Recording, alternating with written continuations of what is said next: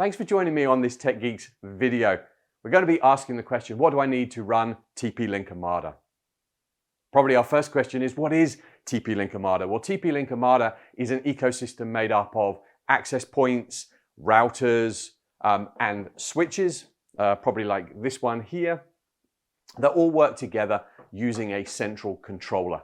This central controller is accessible from wherever there is an internet access and means that you can centrally manage and control the network, maybe it be at home, your small business, or even an enterprise. It allows all of these devices to work together as one single network. The setting that you make for one can be spread across all of those devices. So if you were to maybe have 3 access points in a property, they can all be configured as one.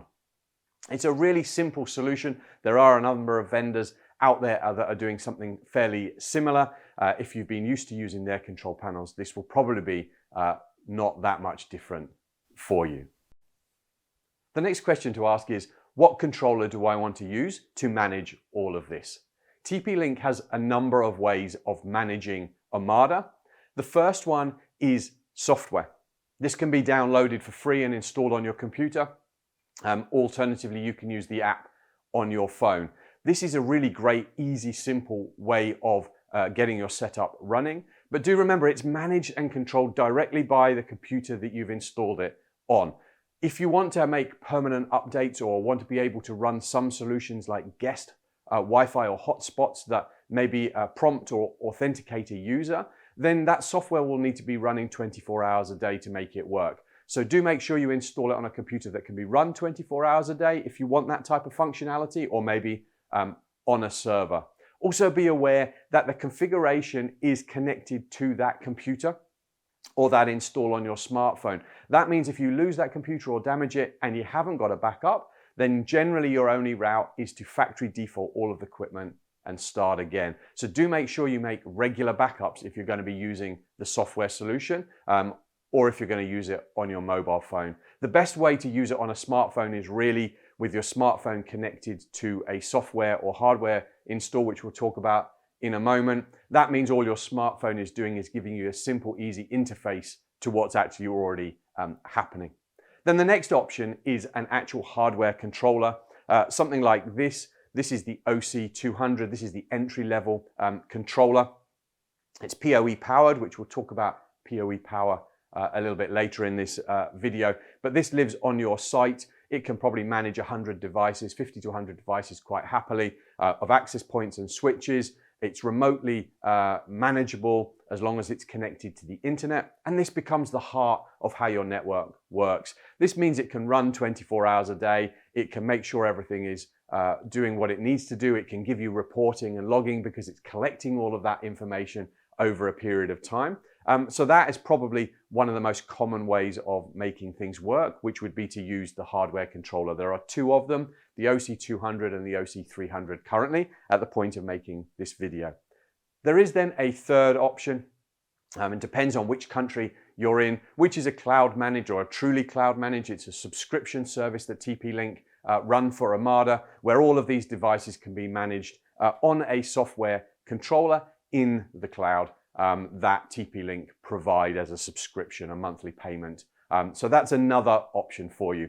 If you've maybe got space in a data center or you have a virtual server, then you could also install the software that I've talked about in that environment and create your own central solution. The great thing with TP-Link Omada is you can have many sites. It's called, each site could be a different wireless setup. Maybe you have one for a family's house, maybe you have one for a different business or a shop and your office, and you can manage them all together. So there are some advantages of having an internet accessible software controller, or even maybe a hardware controller. So that's probably the next question. What controller do you want to choose? So we've covered those, which is software or running on your smartphone, the on-site one, or a subscription service. So probably our next question to ask is, how are we going to power a bunch of the devices that we've got on our network? We're probably going to be having wireless access points. If you're only just going to be having really hardwired networking, then we'll talk about switching and routing in a minute. But I just want to run ahead slightly to maybe what you're going to be looking at wireless access points. if you're going to have wireless access points, you're probably going to need to think about how are you going to power these. Are you just going to have one or two of them? You're going to run the cable out and you're going to maybe power it with PoE? Or are you going to have a mains power connector near that device? So I just want to cover what is PoE. We've got some other videos on it, but I'll just give you a brief overview of what is PoE. So PoE stands for Power over Ethernet. The idea that we can mix data and power together and send it over an Ethernet cable. Now, currently an Ethernet cable can run up to about 100 meters from the source of its first connection. So it gives us a lot of advantages of not having to have a power point near where we end up with the final device. So this is a TP-Link PoE injector. All right, very simple. On this side, we have our mains in. So we would take our mains plug and we're going to plug this in. All right, this is our Australian power connector. All right, so I'm just going to take the back plate off there because it's how you can mount it on the wall. Then on this side here, we have a LAN and we have a PoE port. So I'm just going to demonstrate this with two different colored cables. This is my yellow cable, all right, which I'm going to plug into my LAN. So this could be plugged directly into your router because maybe you don't want a switch. You still want some of the Omada functionality, but you don't want to buy a network switch because you only want wireless access point. All right, one wireless access point. So this is going to plug into your router. All right, and then this cable here, this red cable that I'm going to plug in, all right, is going to go into our PoE port.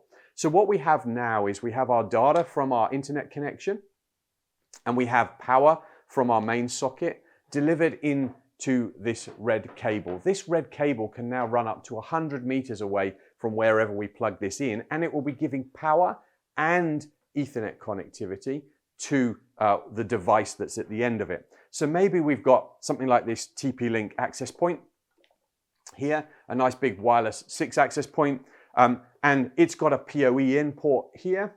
So if we were to plug this in, all right, and everything was connected up, this would now have power. This gives us this great option to be able to get those cables out of the way, get them up into the ceiling, get them into places where they're hidden away. And it gives us that great choice of not having to have that, like I said, a power socket right by it. So probably the next choice you're going to make is, how am I going to power the wireless access points that I'm going to have on my network? And for most people, they'll probably choose PoE. So you have the option here because a number of the TP-Link access points have an option for a 12-volt power in, and they often come with a power pack in the box. All right, you do have that option. So that would mean from your switch or your router, you're still going to run an Ethernet cable out to where you want to put them, but then you're going to power them with a power pack like this. Well, if you're already running the Ethernet cable out to them, you probably might as well use PoE. So that brings you to the choice. Are you going to power it with a PoE injector like this? So you need one of these for each access point that you're going to power. So if you've got 3, you're going to need 3 power sockets, 3 of these, 3 of these. So you're going to end up with 6 cables, all right? And 3 of those are going to need to be plugged into your router, all right? And then 3 of those are going to run out to your different devices. Your other alternative is to use something like a PoE switch. What does our PoE switch do? Well, it has our mains input, obviously, on this side. And then we have these switch ports. They are already giving data and they're already giving power out. So now all I need to do is run one cable from this port out to my device and I've got power out to it. Each PoE switch has a power rating. Maybe it's around about 54 watts, maybe it's 120 watts, depending on the specifications of the switch. You just need to make sure if you're going to use a PoE switch that you have enough power to power your devices. You might find that something like this access point uses about 8 watts. So if you have a switch that consumes or can give out 54 watts, then obviously you've got the ability to run 5 or 6 of these with very little problem at all, and that gives you enough to handle.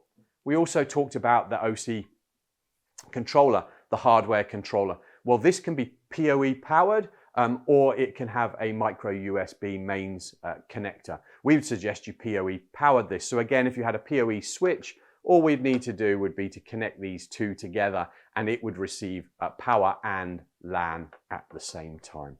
So that's probably a next big question in this whole ecosystem. It's the same for many vendors. How are we going to power the access points? You're either going to choose a PoE injector or you're going to choose a switch. So have a think about that, and that will maybe guide you to this next section. So now we're going to talk about what switches should we choose. We've probably covered quite a lot of it in the previous section, and there are a lot of options when it comes to TP-Link. We've got non-PoE switches, we've got PoE switches where half of the ports will give out power and half won't. We've got larger switches, 24, 48 ports that have got what are called SFP ports, which are fiber ports. So really when it comes down to choosing a switch, you just need to think about how many physical wired connections have I got? Maybe in my business or my home, am I having data points in the home? Have I got 10 data points coming back and I want to put up maybe 4 or 5 ceiling mount of these? All right, so if I've got 10 data points and 4 or 5 of these, let's say we've got 5, we need 15 ports to start with. We're going to need a connection out to our router. We're going to need a connection out to our controller. All right, so now we're up to 17 ports. Well, then it will be worthwhile buying a 24-port switch. So we've got plenty of ports spare. You can probably never have enough ports. So I'd always make sure when you're choosing a switch that you think about how many PoE ports you need and how much power does the switch need to give out. So we talked about in the previous segment that maybe something like this might give out 7 or 8 watts. Do look on the spec sheets. You then need to multiply that up by how many of those different devices you're going to have. And you need then a switch that's going to give out that correct or well above that amount of power. Then you just need to think about how many physical ports do I need all together, because you don't want to end up having to buy another switch just because you're one switch port short. So I'd always make sure you've got 5, 6, 7 ports spare. Why? Because you might get a VoIP phone, you might get a computer that needs to be plugged in, you might get a NAS drive, a network attached storage drive. So you suddenly might want extra ports. All right, those are the key principles probably when it comes to choosing the network switch that you want so that you get the right power. Now, some people ask the question, what if I've got a PoE switch and I'm connecting a non-PoE device? Well, these are called auto sensing. These are 48-volt PoE ports, which means that the device that connects to it is the one that requests power.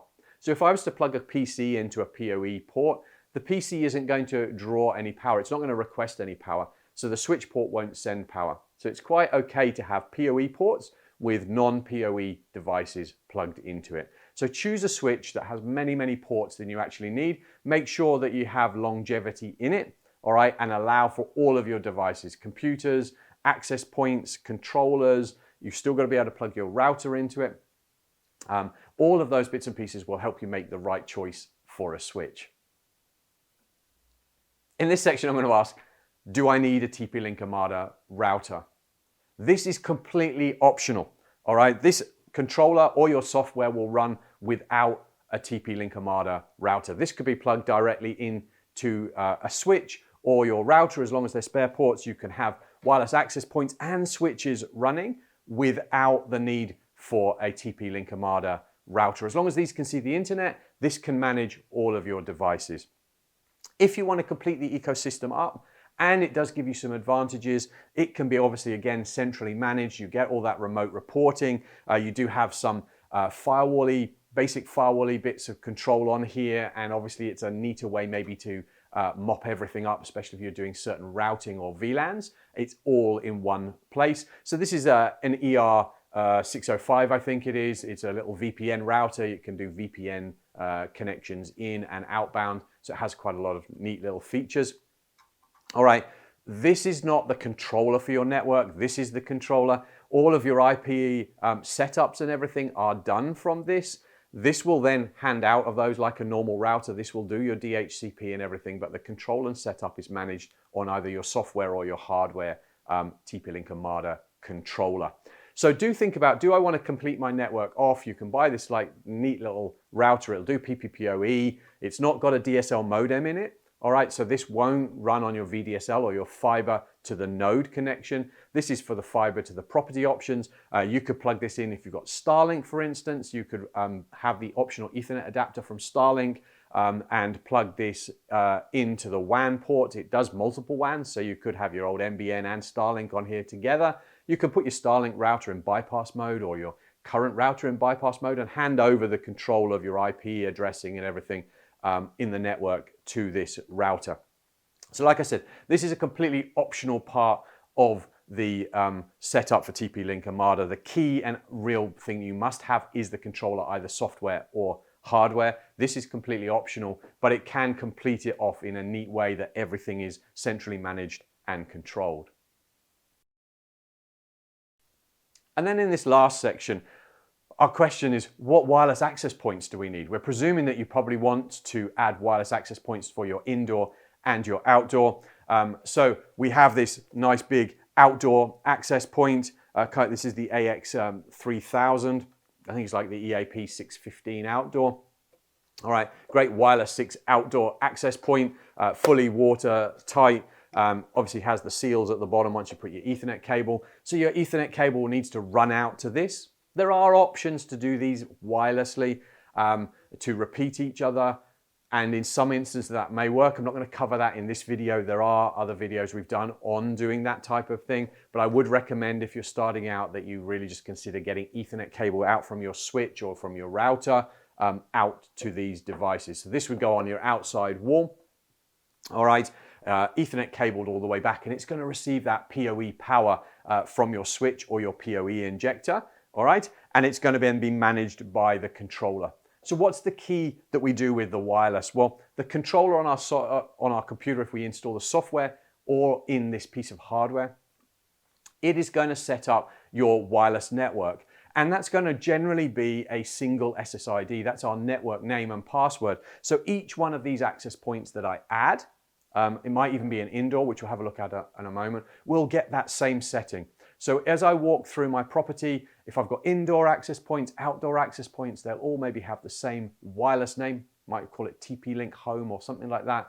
And your device, as you go through the property, will jump from access point to access point. They will be in what many people term as a mesh. So a mesh in this definition is a single wireless name and password that's shared across multiple devices. And this is a great way to make a singular, easy, accessible network. Another advantage of why choosing TP-Link Omada can work for you.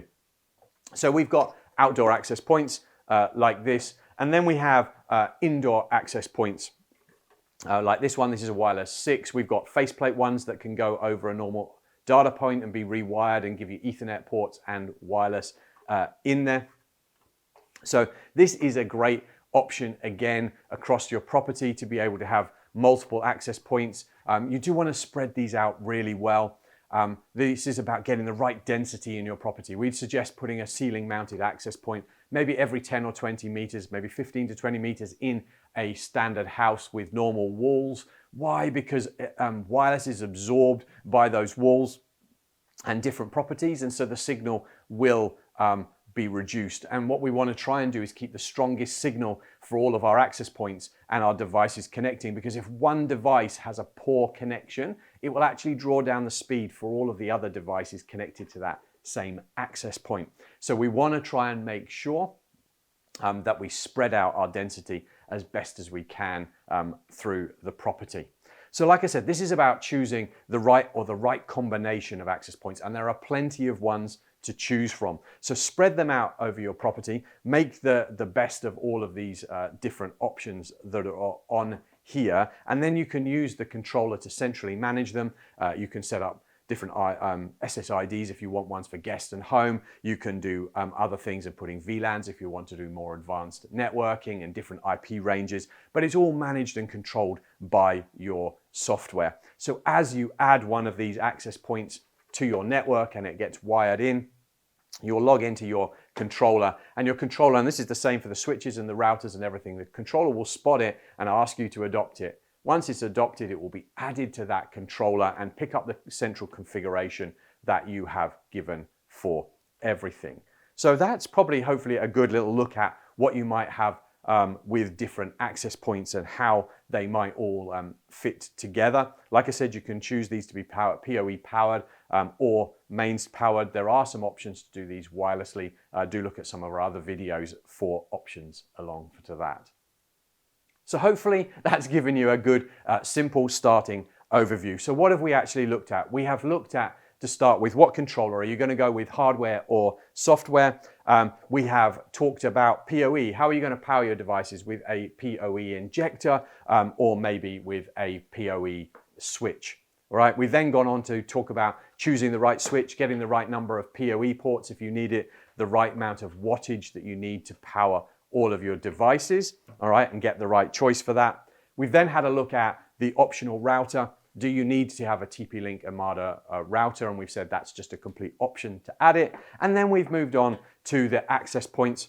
We've talked about them being outdoor access points, multiple options for indoor, these circular ones, smaller ones, faceplate ones, ones that are physically wired together. We've talked about powering them with 12 volts near a power pack or actually running an Ethernet cable out to them. All of it comes down to the fact that you need to have a choice on the software. Are you going to use the central controller or software installed on your computer? This might give you the best long-term solution, all right? But have a look at all of this video again. Hopefully it helps you. Do reach out to us if you've got any questions. But that was, what do I need to run TP-Link Omada?